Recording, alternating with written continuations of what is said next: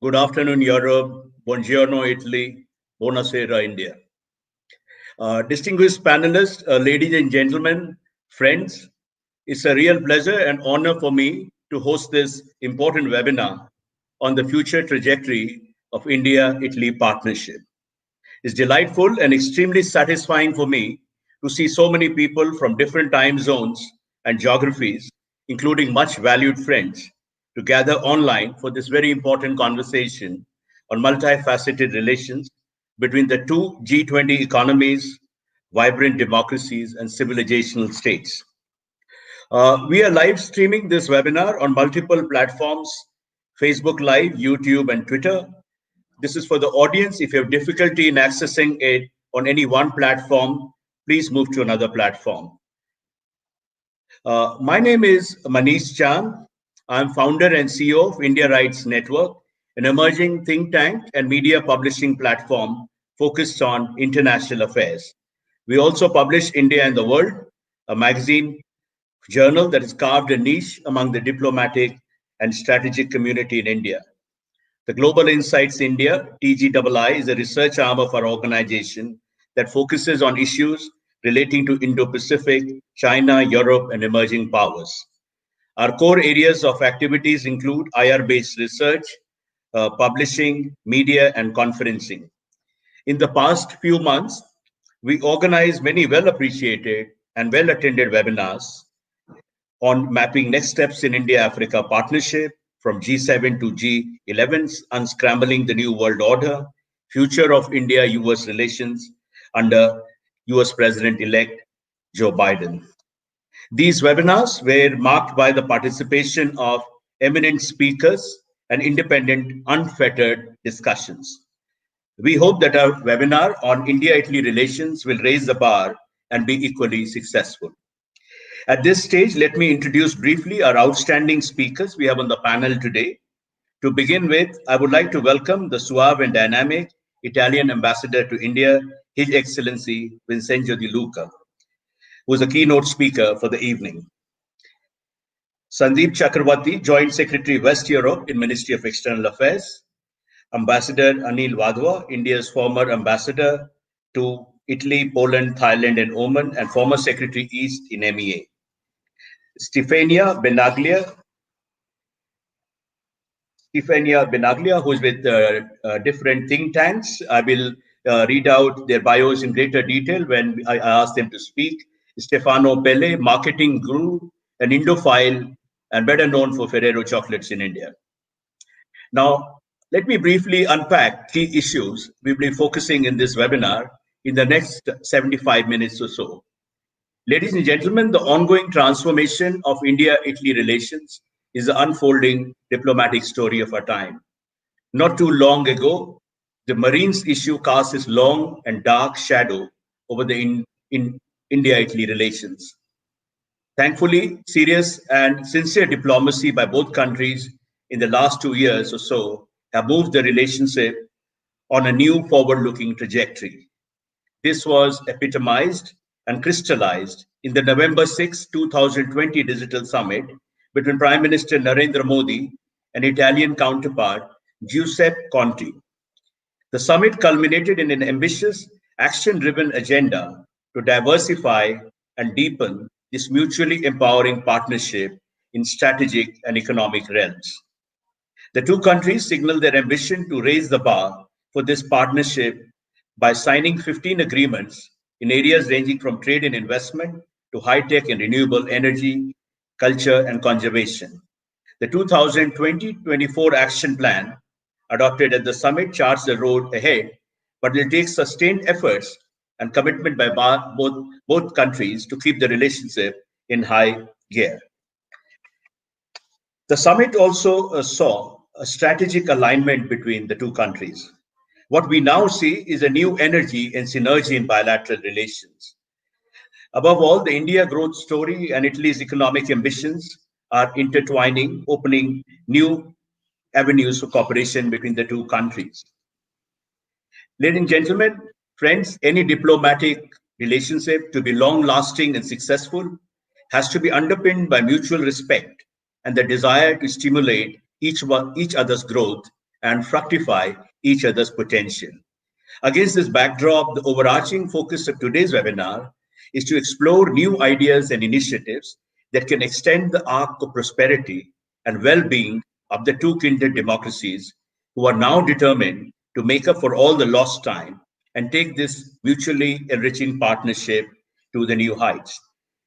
As an Italian proverb attributed to iconic poet Dante goes, we can't have a perfect life without friends. Just as in Italy, the lives of Indians also circle around 3F, family, food, and friends. You may not know it, but you have almost certainly spoken Venetian over the last few months.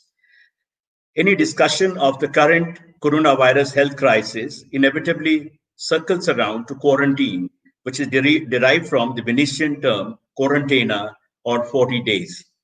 Words like ballads and gadget, without which it's difficult to envision democracy, are derived from Italian.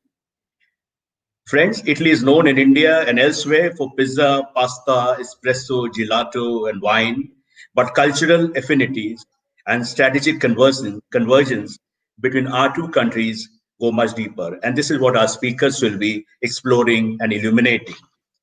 Let me outline now the format of this webinar. The webinar is structured in Q&A form with questions on various aspects of India-Italy relations posed by me. Each speaker gets 5 to 6 minutes to respond to my questions. After the first round, the panel will address the audience questions. The proceedings of the conference, what we discuss here, will be published in our website, www.indiarights.org, as well as India and the World magazine. Those who are following this webinar on social media platforms may like to tweet with hashtag India Italy Connect. Let me now formally introduce Italian Ambassador to India, Vincenzo Di Luca, the keynote speaker at today's webinar. Before arriving in India, Ambassador Luca served at the Italian Ministry of Foreign Affairs and International Cooperation, a Director General for Cultural and Economic Promotion and Innovation since February 2016, after having served for 2 years as Deputy Director General for the internationalization of the Italian economic system. He entered the diplomatic service in 1989. Minister De Luca has then been appointed in Khartoum, Tunis, Paris as the permanent representation to the OECD, and in Shanghai, where he served as Consul General for 4 years. Wouldn't like to dwell too much on the bios because they can stretch for pages. So now I come straight to the keynote speech by Ambassador Vincenzo Di Luca. Excellency, it's your prerogative what to speak in your keynote address, but we will be very happy if you focus on some of these points or interweave this in your presentation. Broadly speaking, one of the key outcomes of the digital summit was a decision to explore joint production of defense platform. What's the way ahead? Secondly, in what ways India and Italy can proactively set the global agenda on cross-cutting issues such as effective and reform multilateralism, terrorism, and climate change. And thirdly, of course, we'll speak about it, but in what way we can, Italy and India, with their core strengths and expertise, can combat and defeat this malignant virus called coronavirus. Over to you, Excellency. Thank you very much, Mr. Chad, and a warm welcome also to the other speakers, starting from Joint Secretary Ciavatorchi, our ambassador in Italy, former ambassador in Italy, Anil Vadva, and our Federica from Brussels, and our friend Stefano here in Delhi. Thank you so much also for this very interesting introduction. You rightly mentioned the importance of the last bilateral digital summit that took place on the 6th of November. We work very closely with Sandeep Chakravorty, Joint Secretary West of the Ministry of External Affairs, with your ambassador in Rome, with the Minister of External Affairs, the Prime Minister Office.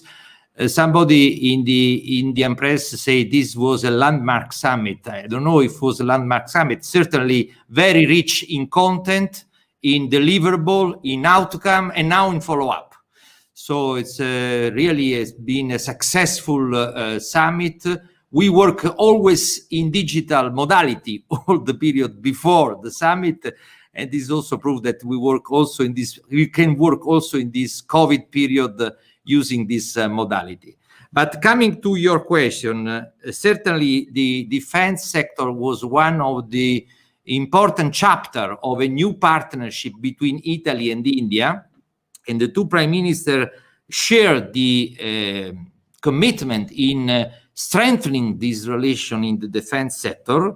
We were working also for a new agreement in the defense sector, and also we would like to share technology from Italy for the defense industry in India, taking into account the Make in India framework, and also the strong intention of the government to develop capability and capacity here in India in the defense industry. Our companies, starting from Leonardo to Fincantieri to Elettronica to other important IAD, the network of the Italian small and medium-sized enterprises which work in the defense sector, we are ready to invest more here in India, to share technology, to work in a partnership modality with Indian companies, Indian partners, and of course, Indian government. So this is a very important point in the agenda, and we are working for developing the outcomes of the summit. As far as the global agenda, of course, we will be in first line next year as chairman of the G20. Italy will chair G20 in 21, India will chair G20 in 23, and we will discuss with India many items of the agenda. We share visions with the Indian government concerning the new, more effective multilateralism, inclusive multilateralism, based on the UN system. This is a very important point. Now we will see also the evolution of the position of the United States vis-à-vis the multilateralism. And also we work very closely with all the European Union in trying to help the multilateral agenda. Also, the European Union-India Summit last July was an important contribution in shaping new ideas and proposals for a better and a more effective multilateralism. In the global agenda in G20, we will have certainly COVID-19, environment, and also a sustainable recovery all over the world. I think in the agenda now all over the world, we have to discuss together how to create a new global order, more sustainable, more inclusive, and more able to address the challenges coming from pandemic today, but also on the health sector and the environment. As Italy, we will launch a very important initiative in 21, that is the Global Health Summit under the presidency of G20, together with the European Commission. There was an agreement between Prime Minister Conte and the Chairman of the Commission, von der Leyen, in the last few months. And we launched this global summit that will be an opportunity for all the countries in the world to share commitments and to see a new vision on addressing pandemics and on addressing the health access all over the world. Of course, one of the issue will be also access to vaccine. But also in the global agenda, we will have the preparation of COP26. Italy is co-president of UK in the management of the process for the negotiation before COP26. We will host a global youth summit in Italy. It will be very important because the young generation will be part of the movement all over the world to promote the climate change agenda, and we will host this event in Italy. We will have the G20 in Italy 31st of October. So a very, very rich agenda for global issue.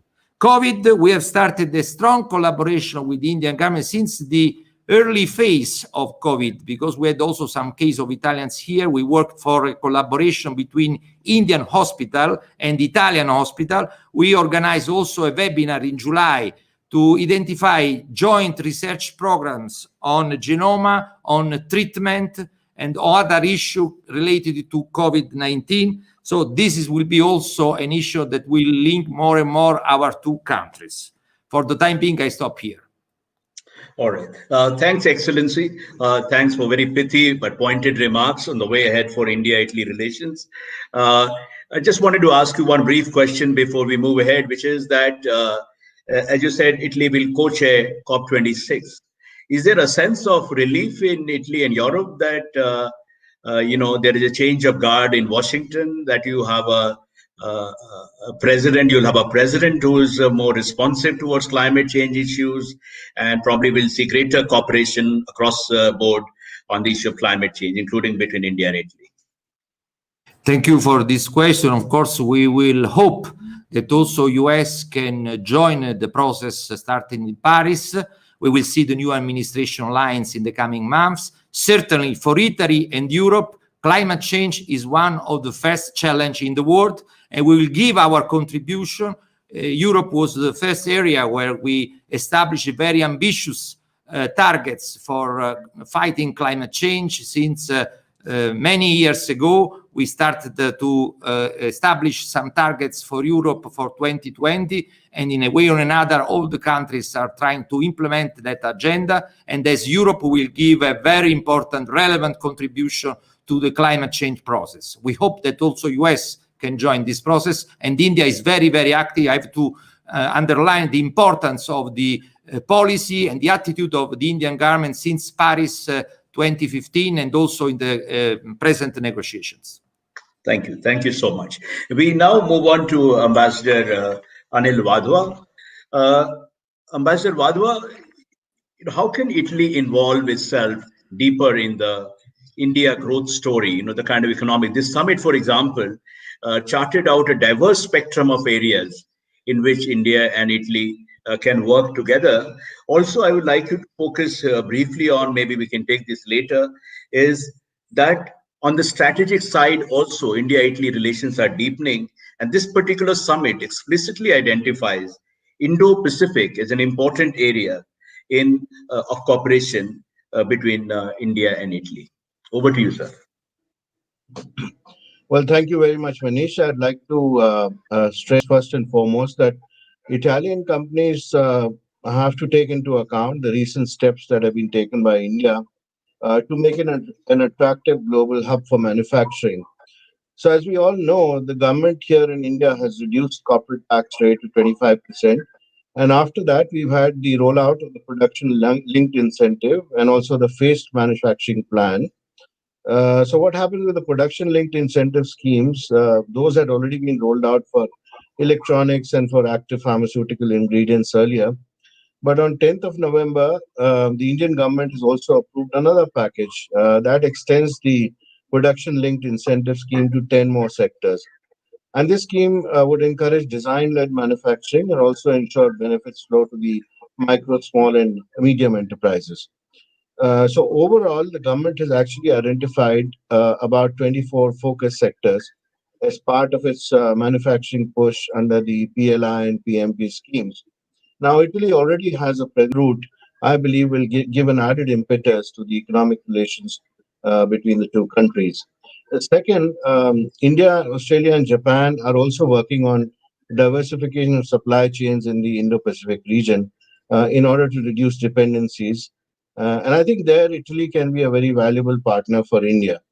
Third, I'd like to talk about the importance of progress in defense cooperation, which Ambassador Vincenzo referred to, and the importance of Italy for India in the field of shipbuilding and underwater systems and radars, electronics, and also high altitude equipment. That continues to be recognized, and that therefore was reiterated in the November 6th summit. Then the co-development and co-production agreement for military systems, very significant. So are the MOUs, I believe, between Fincantieri and Cochin Shipyard on design, shipbuilding, manufacturing, and repair. Fourthly, as India grapples with the challenges of a growing population, urbanization, and climate change, Italy can be an ideal partner for India in the circular economy, in water, in waste to energy solutions, pollution mitigating technologies, automation, and the entire food processing chain, which includes food preservation, processing, and logistics. Fifth, India has placed a lot of emphasis on infrastructure development. That includes ports, airports, highways, toll roads, smart cities. All of these require technological solutions and investment in infrastructure where Italy can play a big role. So I noticed that the MOU was signed between Italian CDP, the Italian Investment Bank managing postal savings, and India's National Infrastructure Investment Fund. So that assumes some significance in that regard. Sixth, in the face of space technologies, telecommunications and power, and grid stabilization and distribution technologies in the aerospace industry, all these fields are those where Italian companies have been present in India for a while and can increase their share in the market. And lastly, in the preservation and restoration of monuments, in preservation of heritage, in the tourism field, Italy is a world leader, as we all know. And I was happy to see this reflected in the action plan, which was agreed between the two sides for 2020-24 at the recent summit. Now, you talked about the Indo-Pacific as a focus area of India-Italy cooperation. Well, as we all know, Manish, the Indo-Pacific is facing the brunt of China's aggressive policies and territorial claims. Also, there are policies aimed at cornering resources. So, also we see continued occupation and artificial creation of islands and militarization in the disputed waters in the South China Sea. Again, in infrastructure, China has a formidable presence in many countries of the region through its BRI policies, and its military presence in the Indian Ocean has also continued to grow. Um, we now know that, and it's quite clear that US, India, Australia, and Japan will be cooperating, even more in the Indo-Pacific for a free, open, inclusive, and transparent Indo-Pacific region. Then we've seen that over the past few months, we've had France, Germany, UK, Canada, and Netherlands. They've all come out with their own Indo-Pacific strategy, and that supports the rule of law, transparency, peaceful settlement of disputes, and the maintenance of peace and stability in the Indo-Pacific. I believe in EU policies also in the works. And all these countries have also kept ASEAN centrality in mind, and the ASEAN vision of Indo-Pacific is also being spelled out. So the focus of all these policies is on stability and security, and the importance which is placed on rule of law and international agreements like UNCLOS, which can help in maintaining a stable order in the Indo-Pacific, leading to development and cooperation without a threat of coercion or intimidation. So Italy, I believe, could also spell out its Indo-Pacific strategy, which will signal its intent to work together with like-minded countries in the region. I'll stop there, Manish. Thank you. All right. Okay. Thank you. We will come back to some of the issues raised by you in your remarks. Now we turn to Sandeep Chakravarti.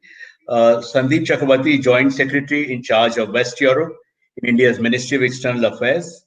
Prior to this, he was Consul General of India in New York and served as India's ambassador to Peru.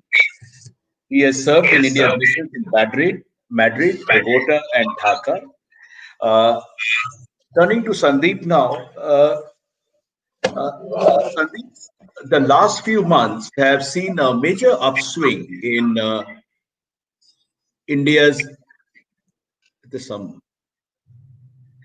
the last few months have seen a major upswing in India's diplomatic outreach to Europe. We had a very successful India-Italy virtual summit. Do you hear some disturbances? Is it? We had a very successful India-Italy virtual summit on November 6th, followed by India-Luxembourg summit last week. Uh, and of course, Foreign Secretary Harshvardhan Shringla traveled to London, Berlin, and Paris, and you accompanied him. How do you look at this enhanced diplomatic outreach by India to Europe? What are the key drivers of India's foreign policy that are propelling India and Europe to come closer in this time of crisis, pandemic-induced crisis? Thank you.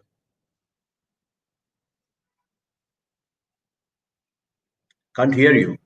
Can, Yeah, can you, we can hear you now. thank you, Manish. Wonderful to be on this show, in this event with such eminent panelists. And I heard with a lot of interest what Ambassador De Luca and Ambassador Wadhwa said. I think you were very right in calling Ambassador De Luca very dynamic, because I will say that when we were negotiating the outcome documents, Ambassador De Luca insisted on the action plan.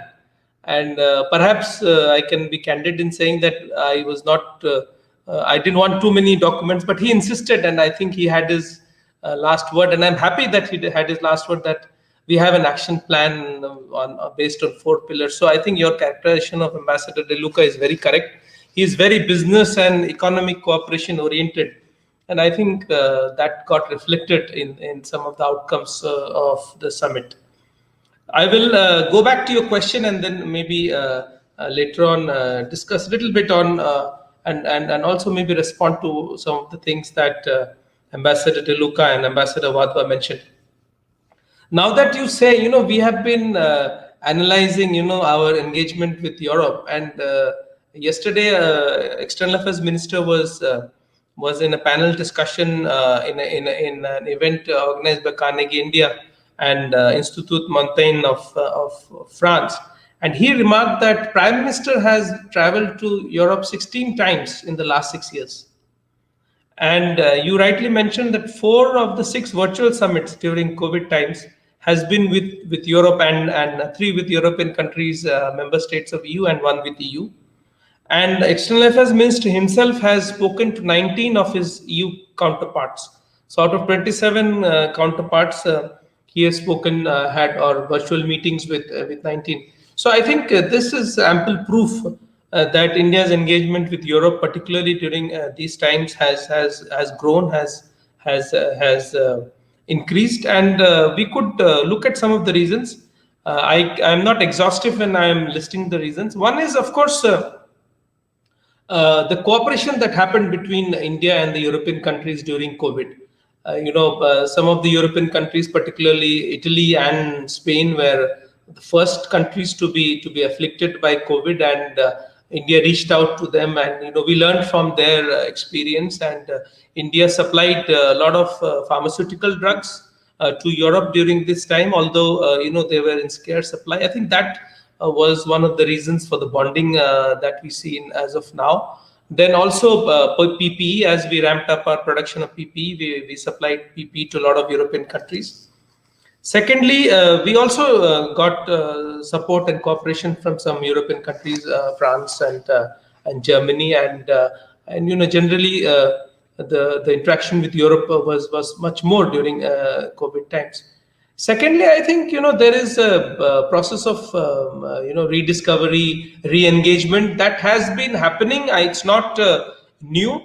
EU came out with its India strategy paper, in 2018, and I think in the fitness of things, this was the year when EU looked at India with new eyes, I may say, and also I would say some of the geopolitical reasons, which I will not get into, but I think Ambassador Wadhwa referred to, also played in the mind of European countries and European leaders.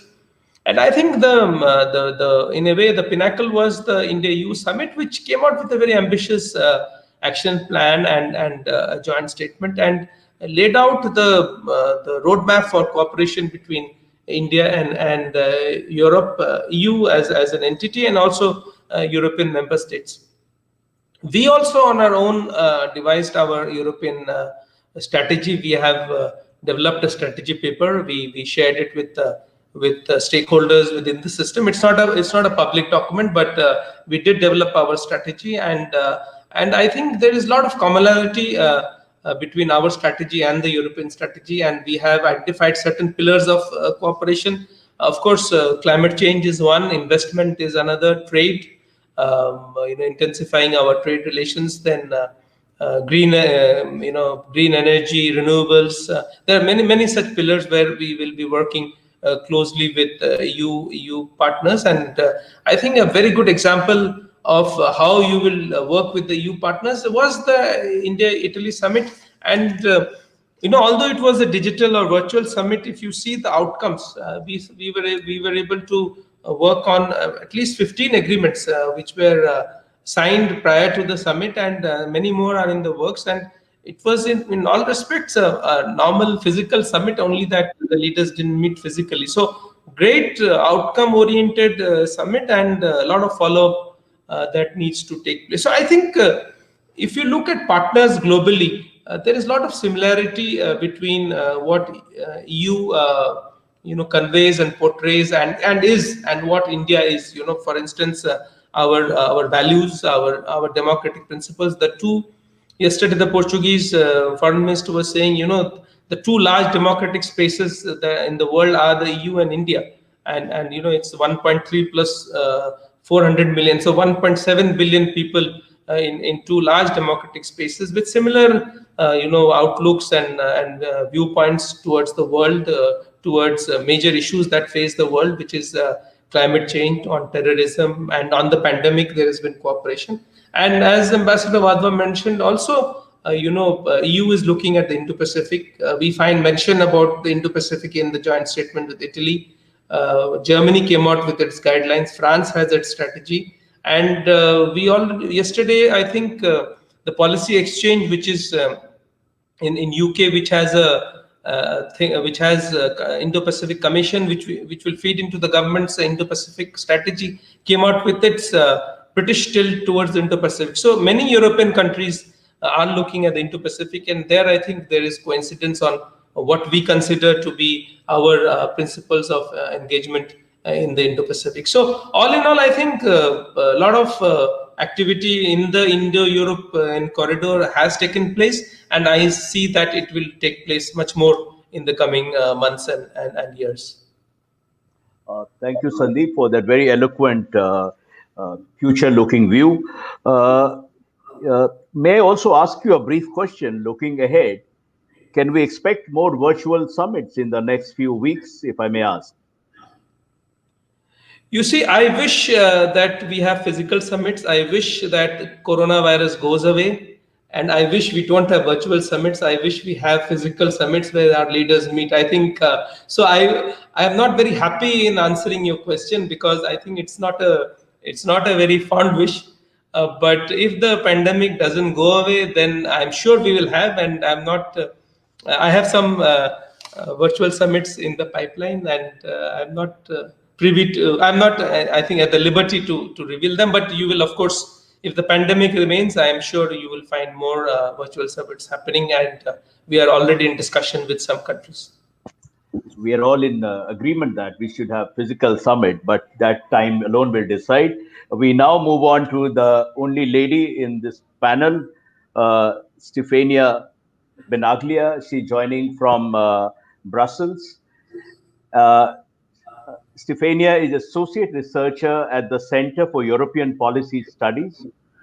She is also senior expert in the public diplomacy project of the European Union delegation to India and associate fellow at the IAI, the famous think tank. Her research focuses on EU-India relations, EU foreign and security policy, security and defense. In 2019, she was nominated as top 40, under 40 EU-India leader. Between 2014 and 17, she moved to Delhi working on EU-India defense cooperation. Previously, she joined the NATO Parliamentary Assembly, the European Commission, and worked for the International Institute of Counterterrorism in Israel. That's a solid, very impressive resume. Now I invite Stefania to speak on India-Italy cooperation on the multilateral stage. My question number one is that in what ways can India and Italy cooperate in G20? Of course, now India's presidency has been postponed by a year, but still will be part of the Troika, I think. So how do you look at India-Italy cooperation within the G20 framework? The second is to do with Italy's relations with China. In 2019, Italy became the first G7 country to sign on to BRI. In light of developments following the pandemic, do you see a rethink in Italy on BRI and its relations with China? Thank you. Over to you. Thank you very much. And first of all, thanks for inviting me to this distinguished panel. Indeed, I'm learning a lot, and it's a privilege to be part of it. And thanks also for inviting me to comment on what is possibly one of the biggest challenges of the years in front of us, which is the definition of the liberal rules-based multilateral order. Because we know that there are now opposing views of it, opposing understanding of it, and the way democracies like and India, sorry, I hear an echo? Yeah, gone. The way democracies will behave and shape this multilateral order will be the basis for the future engagement in the coming years. So indeed, in the next couple of years, we have opportunities, which have been already reminded by the Ambassador De Luca. Most prominent ones are the G20, where both India and the EU and Italy will have the presidency, but also COP26, and obviously India sitting at the UN Security Council. So we see that there is really a concrete opportunity to transform what is being defined as shared values into concrete cooperation and an effective cooperation in rules-based international order. And they see that this transformation is important because actually when you look at the voting pattern, so when you look at data, the voting pattern in international forum, it's actually very little aligned between the EU and India. It's actually less than 50% of the times the EU and India voted in a similar pattern. And this is a pattern which is comparable with Eritrea. So the question really is, while the EU and India have a strategic partnership and they share common values, how the way they behave concretely in multinational and multilateral institutions has not been consistent with the statements. So in the next couple of years, we really have an opportunity to transform this cooperation and to really start putting our cooperation into fruitful implementation. Possibly, why not, also through some reform of the multilateral institutions. We have WTO, WHO, but also the UN Security Council, which are, well, for the moment there are different views on the table, but the end goal is by far more important than the differences that are standing at the moment on the table. So there is really an encouragement there to move on from the and find a compromise, because the greater good of reforming these multilateral institutions and preventing the fundamental change on the values that define the multilateralism will be then will make the future look in a completely different way from possibly what we want to see. And also moving on to the relations with China and the Italian foreign policy. Obviously, the Italian foreign policy, I would invite not to read it in a standalone way, but read it in the context of the EU. And as it has been said, the importance of the Indo-Pacific is becoming more and more important. And the EU is shifting from an Asia-Pacific strategy into an Indo-Pacific strategy. So here we will see a change and the transformation and the enrichment of the role of the EU, not only potentially as a security actor, but also as a geoeconomic actor in the region. Which brings me to another aspect, which is very much in line with the incentives brought about with the economic incentives that come along with the BRI, because these economic incentives are actually known to most. But I actually have this other multilateral reading that brings on the table the potential negotiation on the free trade agreement between the EU and India, because of course a free trade agreement is not only an economic tool, but is a geoeconomic tool that sits very well in the context of very dynamic Indo-Pacific region. And so I would actually, this potential discussion that will take place hopefully in the coming month, where you have the enrollment of this geoeconomics tool will be a game changer, shaping the dynamics and the power balances of the region. And so this also sits obviously in the overall discussion of the sustainable global supply chain and the need for diversification. So all of this is a coherent discussion on multilateral approach is setting in the context of the Indo-Pacific, where the Italian can actually really have a leading role in defining, in a way, the region and the foreign policy together with India in a way that is sustainable in the years to come. Thank you for now. Thank you so much, Stefania, for those very pointed comments. We have quite a few questions on China, but we'll come to that later, China-Italy relations. May I now turn to Mr. Stefano Pelle. How do I describe him? Of course, he is a well-known marketing expert, and he just launched his consultancy, SP Associates Management. What strikes me about, he's been around for, I think, at least 2 decades in India, right? Stefano, you've been here for more than 2 decades, and he has worked with some of his professional career started in marketing in Johnson & Johnson and continued in various multinational companies across industries and geographies. His stint as managing director of Ferrero India, especially noteworthy, and it is something which most Indians relate to, which is chocolates. But that apart, I would like Stefano to speak about his passion for India. That is how he came to this country and how he sees going forward, business relationship between India and Italy. Do you think that's from the time you came, say 2 decades ago, the business environment had changed, ease of doing business had changed? It's a lot more hospitable place for foreign companies, for Italian companies. Basically, your personalized take on doing business in India. Over to you. Thank you so much. Thank you so much, Manish. First of all, how did I come to India? That's a long story because we are talking about 22 years ago. And as we were discussing earlier, when I came here, I had basically 2 suitcases and 2 telephone numbers. And I landed in Delhi airport, and I was damn scared. And interestingly, I had come to India 10 years before. And while leaving India, I had said, okay, been there, done that. I'm not gonna come back to India possibly in my life. But then it was my destiny to be here. And after 10 years, I was back in Delhi, and I was to be here for 22 years in and out. So that's how it happened. And many things have changed since 1998, I must say. I would divide, I would say, this 22 years in 3 stages. The first one is when I came here. That was in the late 90s.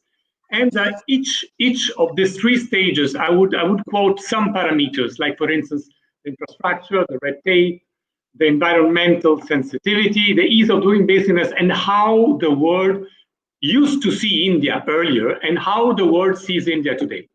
So starting from the first picture when I came here, and talking about infrastructure. For instance, I was the managing director of Perfetti, so we were making Center Fresh, Center Fruit, the candies that many Indians know.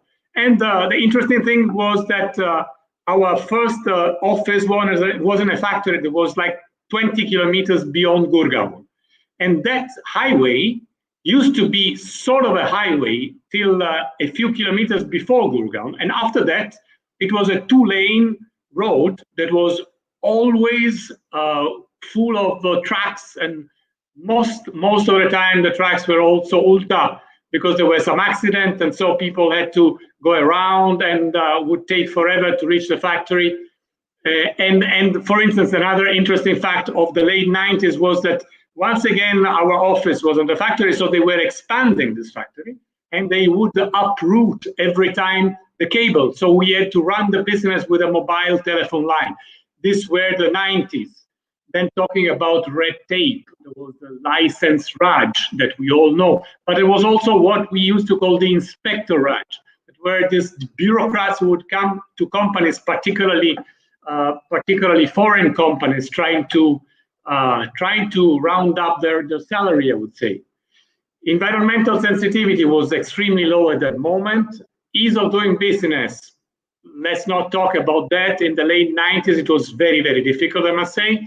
And how the world used to see India. Well, it was the land of spirituality and it was moving its first step towards some more FDI, but FDI were extremely low at the moment. Then, starting with the new millennium, the second part, second stage, I would call it, infrastructural, we would see a gradual improvement. Highways start to look like what somebody would call a highway in Europe.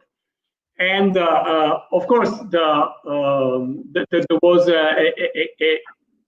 definitely a revolution in terms of communication with the mobile. We know that those who were working for the state telephone company were revered as gods in the past, because it used to take months or years to get a landline, and they lost completely relevance when the mobile network appeared. Red tape started improving, so now in the first years of the millennium, we see that the higher bureaucrats distance themselves from the guys who would try to harass the businessmen. Environmental sensitivity started improving, and ease of doing business index, they were around the low 130 out of 190.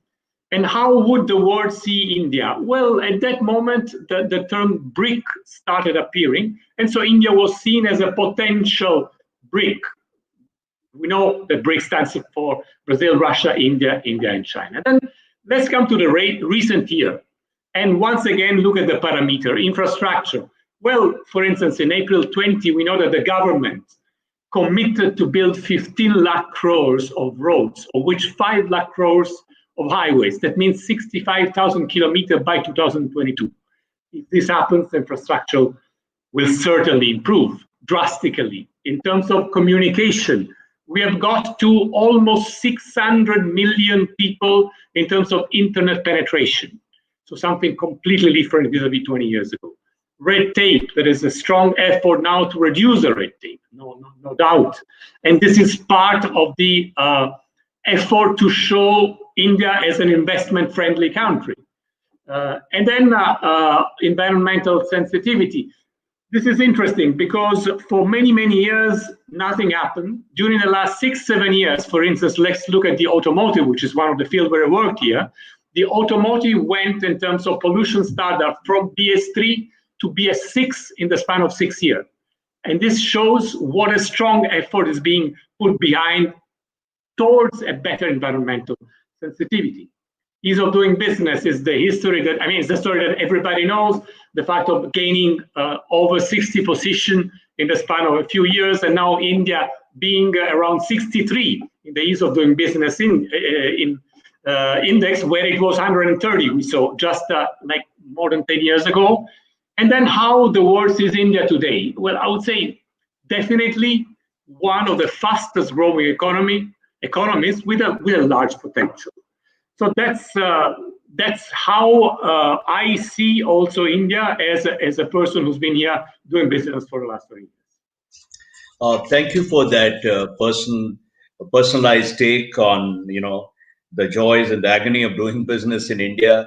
I'm glad that the things are improving, looking up, and the future is indeed bright. And especially if you go by the India-Italy Business Conclave that was held prior to the summit, the kind of enthusiasm and the response it generated. We'll come back to you, Stefano, with some questions from the audience. Sandeep Chakravarti, it seems, has another engagement to catch up with. Sandeep, would you like to leave at this point, or would you like to hang on for some more time? Can you afford to hang on here? I can't hear you. Hello? Yeah, if there is any question for me, I would like to address it and then maybe say bye.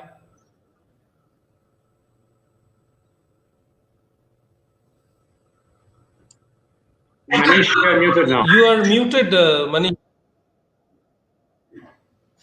You are muted.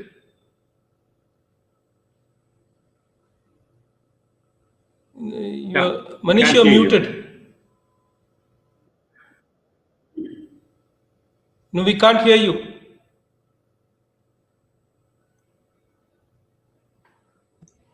Yeah, now can you hear me? You're right. Yeah, I'm so sorry about that. No, basically, you have there is a question from you, from this girl called Natasha Jo. He asked that in the post-pandemic period, how do you see, opportunity for collaboration? Any specific proposals in terms of mitigating COVID pandemic? Going forward between India and Italy, what are we discussing which will fructify in the very near future? Something in those lines. No, I think it's a very relevant question. You see, there are two aspects to it. One is cooperation between Italy and India on COVID. And as Ambassador Luca was saying, there is exchange of experiences and information sharing between health authorities and hospitals. So that is one. Also, what we are looking at is in the post-pandemic era, whenever that happens, we are looking at diversification of supply chains. We are looking at attracting Italian investors into India. And as Ambassador Wadhwa mentioned, this productivity-linked incentive scheme, which has been announced for 10 sectors, I think that holds a lot of attraction for Italian investors. Italy is one of the major manufacturing, industrial manufacturing countries in the world. Sometimes it gets overshadowed by some other players, but you go to any business environment, you will find machines made in Italy. It's a design powerhouse, it is an industrial powerhouse, it is a technology powerhouse. It is very strong in renewables, it is very strong in waste to wealth conversion. And I think we are all looking at bringing these companies, these industries into India and tying up with Indian partners. At the initiative of Ambassador De Luca, Invest India has set up a virtual platform where these companies will be facilitated. We already have a fast track mechanism with Italy where investors' problems are solved quickly by the intervention of government authorities. So I think everything is in place now. We're just waiting for ease of travel and the pandemic to go away, when we will find, I think, a lot of Italian companies and business people and others moving into the space that has been created, and look at diversification of supply chains and see how India and Italy can cooperate. At the same time, I would like to also highlight that Indian companies are also investors in Italy, and there is sizable presence of Indian enterprise in Italy, and it is growing. It is not static. It is growing, and it's a very encouraging trend. It's not a one-way street. It is a two-way street. And I will end by saying that we have a sizable population of Indians in Italy, and we are looking at a migration and mobility partnership agreement with Italy, which will facilitate legal movement of professionals, students, workmen, and I think it can be really a mutually beneficial arrangement if we are able to conclude this kind of an agreement with Italy, and not only with Italy. We are looking at such arrangements with other partners in Europe, and I think it could be a game changer as far as India-Europe relations in general and India-Italy relations in particular concerned, when we will have free flow of people, professional students, workers, and I think it can potentially change because what India has to offer is our demographic dividend, and Europe needs skilled and other manpower, and I think India can be a big source of that, and that will allow closer cooperation between these two countries. Thank you, Sandeep. Thanks so much. We gathered here to map the road ahead, and some of your suggestions are bang on the target. And so thanks again. I'm afraid he has to leave for another engagement. We will continue the discussion. Thank you. Wonderful to be on this panel. Thank you. Excellency, now I turn to you. You have a question from senior journalist Vijay Nayak. He asked, in the initial stages of the pandemic, Italy suffered maximum number of casualties in Europe due to COVID-19. And it was suspected that Chinese travelers carrying virus visited Italy, which led to this. Has there been any impact of the pandemic on China-Italy relations? Also, you may like to speak about, he's also talking about, the BRI and other projects with China? Has that been impacted in some way? And possibly, what does it mean for India in terms of connectivity? Thank you. Thank you, Mr. Chan. Let me be clear. Italy is not the first trade partner of China in Europe. That's to be clear. We raised the issue of rebalance the trade relations between Europe and China. Of course, this is an issue for the European Union. And now I have seen more awareness in European Union vis-à-vis this question of the trade relation between China and Europe. Also, Chancellor Merkel was quite clear this year in addressing the question of the access to the Chinese market that is really more limited than the Chinese access to European Union. So we have to rebalance the relation in terms of trade and investment between China and Europe. And also, I think we should have a shared vision between Europe and India on the question of connectivity in Indo-Pacific. Which is this shared vision? Shared vision was what also Ambassador Wadhwa underlined. A connectivity that is based on a level playing field, on transparency, on rule-based relations. So on this field, I think we can increase the capacity of Europe and India to share a vision about this question. Other point is to, of course, the importance that China remain an important partner in all the multilateral institutions. This is vital for my multilateral institution. We have to engage China also in a new role of the WHO, United Nations. This is the issue, not how Italy and China can I don't see a bilateral relation between Italy and China a part of a relation between European Union and China. That's the issue. But I want also to come back a little bit because several of the intervention mentioned the importance of this summit. This summit has been really important, completely in line with the strategy discussed and defined in the European Union-India summit. We want to become an important technology partner of India, Italy and Europe, on a sustainable technology and also on advanced technology. You know, Italy is the second manufacturing country in Europe after Germany. We could be a vital partner, as Ambassador Wadhwa said, in many of the technology that India want to develop in the coming years if we want to become a global manufacturing platform. I can mention machine tools, packaging, automotive, food processing, and also dual technologies. This is another strategic point. Europe can develop dual technology with India, not with China, because with China we have a sanction system on all the military industry. And you perfectly know that high technology is also sometimes a spillover of military and defense industry. That's why we insist also to have a major role of Italy in the defense industry sector in India. You know, aerospace, space, advanced manufacturing, robotics are all sectors that are interconnected with the defense industry.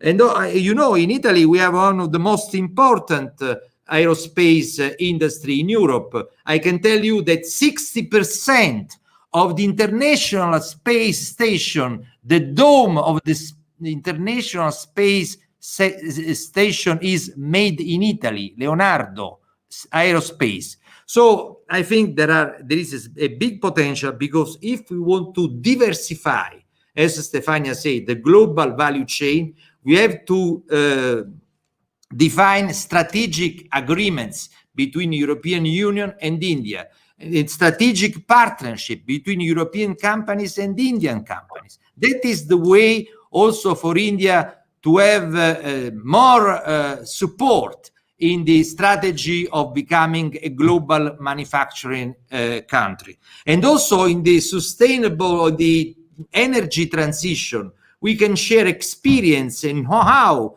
between Europe and India. In Europe, we have been one of the first region in the world also in liberalizing the energy markets, and this is an experience that can be shared with our Indian partners. So I think there is really a lot to do. And also in infrastructure, we are already present in important projects. One is the subway in Mumbai with our We Build company, and also Ferrovie dello Stato in the railway sector, and also Saipem and other Maire Tecnimont engineering projects. I think Italy will become more and more an important partner for India, of course, in the framework of the special relationship between European Union and India. And I think the idea of having a plan of action for 5 years, the same timing of the plan of action between European Union and India, will facilitate for companies the way to invest more in India, and also the way Indian companies can invest in Italy. Don't forget that Italy is the country which hosts the highest, the most important Indian community in the European Union after Brexit. We host 178,000 Indians in Italy. And also we have the second country in Europe, just to respond to Joint Secretary Chakravorty, in terms of visa. We delivered last year 130,000 visa to Indian businessmen and tourists. So I think with this summit, we have established a framework that will be very useful for our two government, for our two business community, and also for our culture institution to work together. I can tell you that Italy and India are certainly two very dynamic economic countries, but we are two cultural superpowers in the world. We have the highest number in Italy of UNESCO heritage sites and a very high number of UNESCO sites here in India. And we want to share technology also to protect and to promote this heritage together. And also in the creative industry, if you can look at the design, fashion, we have a lot of exchange between Italy and India. We are going to promote more and more events. Also, in this week, we have the Italian Cuisine Week, that is also a creative, one of the most important creative industry. And also there, we have very long-standing tradition in Italy and in India on food and cuisine. So I see so many fields, not only manufacturing, but also creative industry, heritage, research, and innovation in COVID, in health, but also in sustainable fields where we can work together. Thank you. Thank you, Excellency. That was a real eloquent, passionate unfolding of the areas we can work together. And as they say, that in food, fashion, and all that is something that is common to both Indians and Italians, and I'm glad that you spoke about cultural industry. With that, I go to the next question for Stefania, which is this, that, like the ambassador pointed out, the collaboration between India and Italy in the area of culture, creative industry, there is already a lot going on and there is a huge scope. But my sense is that still there is a dim understanding of each other. How do you change, transform perception of each other to take the India-Italy partnership to the next level, on the people-to-people level, to understand modern Italy, for Indians and for Italians to understand contemporary India? Would you have any idea? Thanks. Indeed. Well, the public perception, you need an investment there, and indeed there is space for improvement there. But one way to get results, as data show, is actually exposure and awareness. And the best way to do that is to unleashing the potential with the attraction of talents, and therefore migration dialogue. So not to repeat what has been said before by Joint Secretary and by the Ambassador, that equally stress the importance of a migration dialogue which is constructive and helps Italy to attract the best talents from India and vice versa, obviously. Because again, the cooperation, if we are looking ahead, because that's where we are projecting our cooperation, is in the next years. And in the next years, again, we have to build new technology platforms. We have to build something which today do not exist. And both Italy and India have a great potential there when it comes to talent, with different comparative advantages. And only through unleashing this potential, you can really achieve great joint objectives. And this also, and I'm actually very happy today that I have seen the relations being based as and read as Italy being part of the EU, because for a long time you had the impression, and I have to say, especially perhaps coming from India, to read the bilateral relations with the EU member states as being more effective as the relations with the EU, with Brussels. And I see that also in this, the narrative is changing, and because it is true that bilateral relations are inducive to a constructive and effective strategic partnership, but I see their value only as building through an even stronger cooperation with the strategic partner, which is the EU, rather than as a standalone partnership, bilateral partnership. So indeed, you need to do investment there, but I feel that the main points on where to build more fruitful cooperation have been posed. So the future is rose. Thank you. That's a good note to end your presentation on. The next question is for Stefano. For you also, the question is roughly the same, which is that in the area of creative industry, what more can India and Italy do together? And specifically, you know, you're talking about the post-pandemic world. Right now, everybody's top challenge is addressing the pandemic, mitigating it, and getting the world back to normal. But once we move beyond that, what are the enduring areas of industrial collaboration, manufacturing, or other areas where you see India and Italy coming together? Briefly. Hello. I hope I'm not mute. Can you hear me? Hello. Hello, Stefano. I think we lost it. Hello.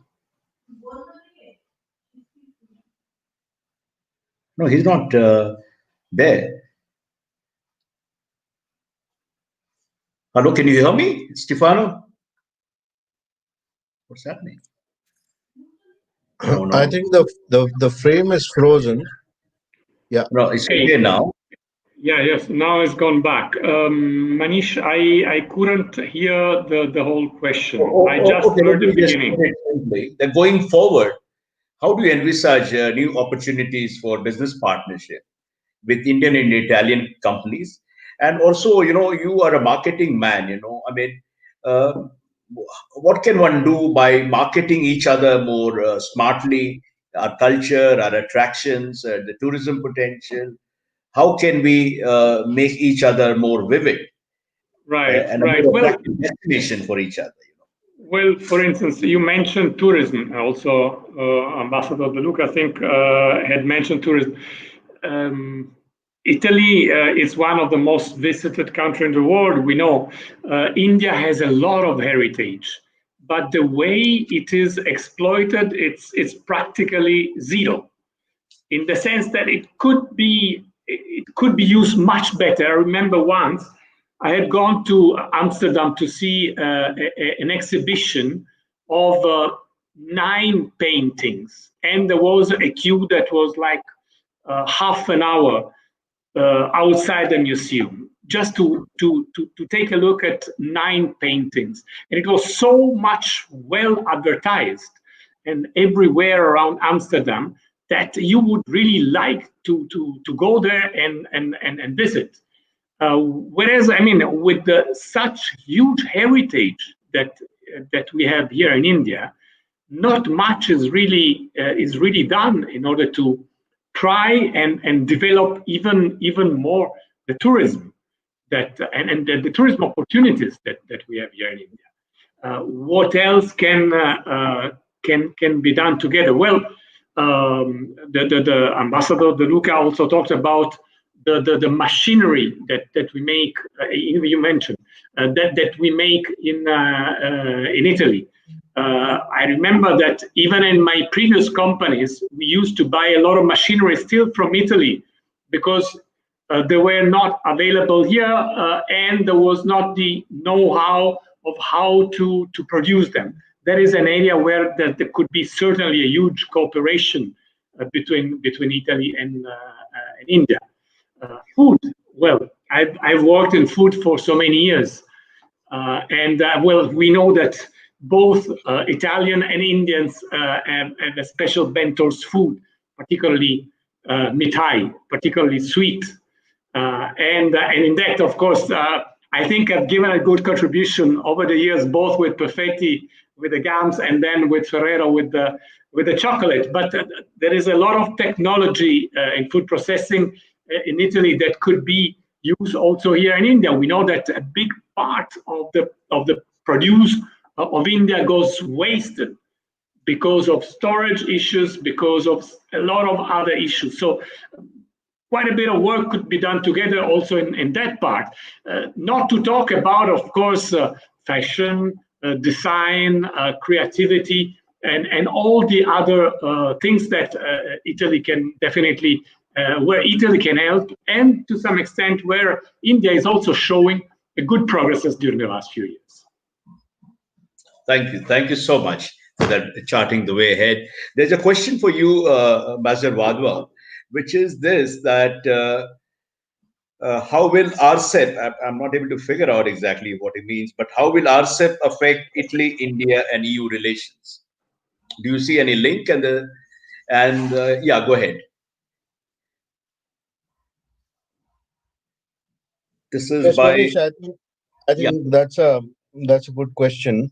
Yeah. It has a linkage in my view, because India is no longer a part of RCEP, as we all know, Right. and therefore is quite keen to open up new free trade agreements with other parts of the world.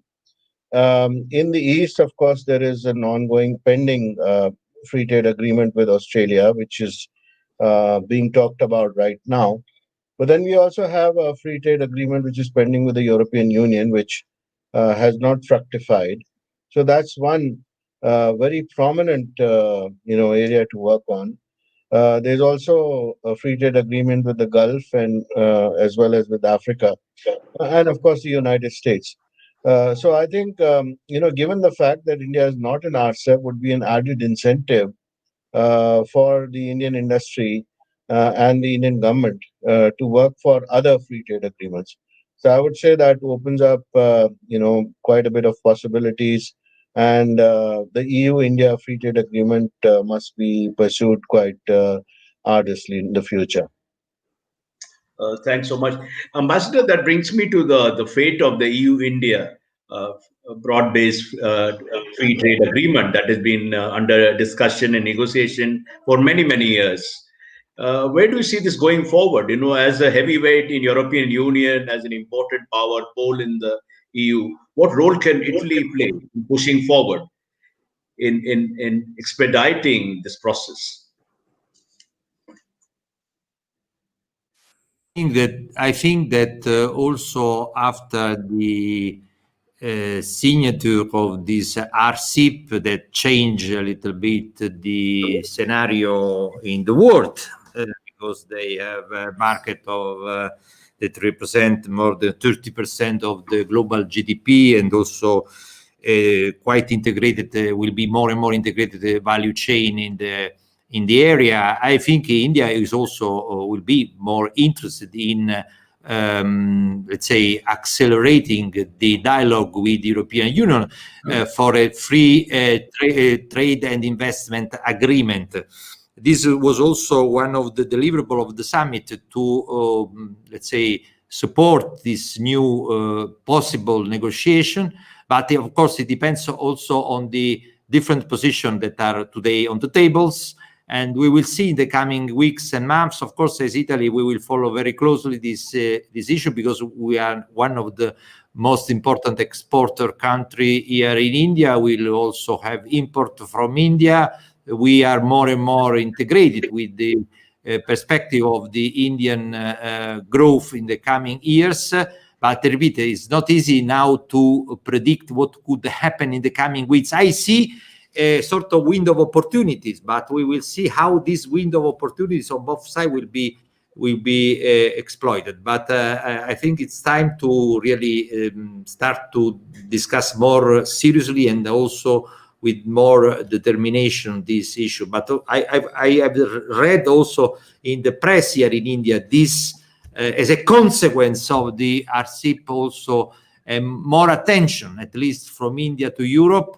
And also, if we will not be able to reach an agreement in short time, I will see more and more attention from the European companies to India and from India to European companies. At least our work as Italian embassy and Italian government, we are raising awareness in the Italian business community on the opportunities we have here, not with the short-term view, but with a medium long-term perspective, not only for the idea that India will become a global platform, but also for the dimension of the Indian market itself, and also on the innovation introduced in this market. I also agree with Stefano that a lot of progress has been made here in India in the business environment.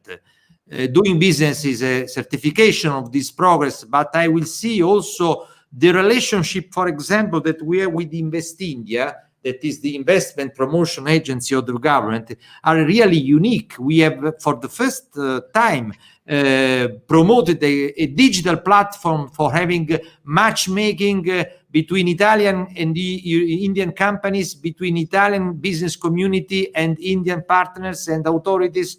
I think this is another example on how we can move also in the post-COVID era, working also with digital modalities until we have the possibility to physical vision. But I read yesterday an article of an interview to Bill Gates. He predicts that in the coming years after COVID, 50% of the business travel will be eliminated. So we have to work more also on this digital device and digital modalities in the coming years. Thank you.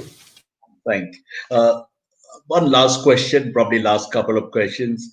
Stefania, Italy recently joined the Indian Ocean Rim Association.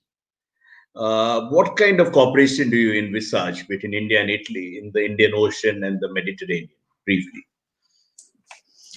Thanks. Yeah, well, it sits again in the increased interest in the region. And of course, we are all putting our eyes and attention in the region, and the maritime cooperation, again, back to reading the Italian foreign policy in the context of the EU foreign policy. One of the newly established cooperation is the maritime cooperation, which has been delivered during the summit. So I see quite a prominent investment there, which will, where the role of Italy can indeed lead and guide the European Union towards a comprehensive and which has been obviously discussed and agreed also with India, of the role of the European Union in the Indo-Pacific and what it can be, what it can do, in a way that is obviously inclusive. So where you don't have also, which would be a different way of reading the region, perhaps with much less opposition that you may have from others that have developed their own strategic part, their own strategy for the Indo-Pacific before. I'm not going to do any names, but not any European countries, obviously, I'm referring to. And so, yeah, I see a role for Italy to play, to be active in this context. Thank you so much. Dear friends, we have now come to the end of this very stimulating, very engaging webinar. We had a very multifaceted discussion on different subjects, ranging from geopolitics and geostrategy to the way ahead on trade, investment, on soft power, on culture, creativity. This is a fascinating range of subjects which we managed to squeeze into 75 minutes or so. Given our passion, shared passion for India and Italy friendship, we can probably go for another 75 minutes. But I think in the interest of time, we must restrain that urge. And it's time to say thank you to each of you individually. Of course, His Excellency Vincenzo Da Luca. Thank you so much, sir. It was really energizing to see your infectious enthusiasm, your passion, your commitment, your dynamism, which Sandeep Chakravarti pointed out, which has brought in some way India-Italy relations to the stage where it is now. The road ahead, when we speak about, it can only be, in some way, it's up and up. We are moving, cruising at a high speed, and post-pandemic, we are set to come closer for a variety of reasons. Thank you so much for your very eloquent, very comprehensive presentation.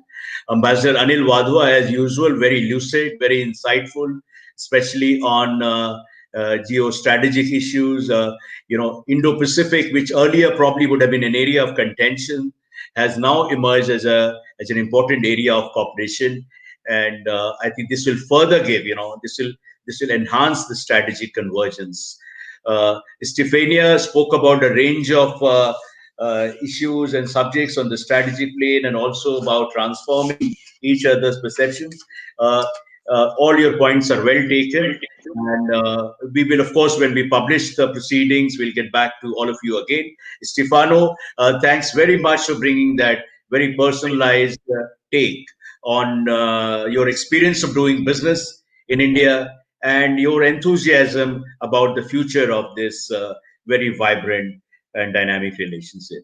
With these words, ladies and gentlemen, as they say, you can't have a good life without friends, and of course without Italian coffee, espresso, and chocolates and the rest. So I think, this love of good life, and we're yearning for that good life all the more in this period of pandemic, is going to bring the yearning for good life, good food, and a better world order is what is going to bring India and Italy closer in the friendly strategic embrace. Thank you so much. Thank you once again for your time, for your insights. And once we compile the transcript and all that, we'll get back to you.